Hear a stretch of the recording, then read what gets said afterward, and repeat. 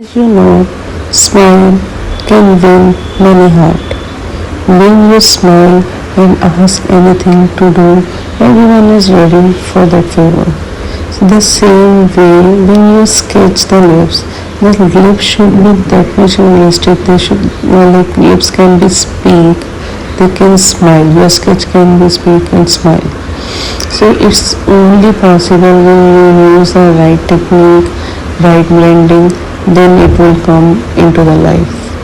So you can see here I'm making a basic sketch. Here I'm using basic technique, but only blending and where you have to show the light. These techniques are very important. So I have used many tools, but these all are the basic tools. When you do the sketching, everything is available. So the light plays a very important role over here. So exactly, if you see the data, the lower lips is always a little pop-up than the upper one. So the maximum light will come on the lower lips.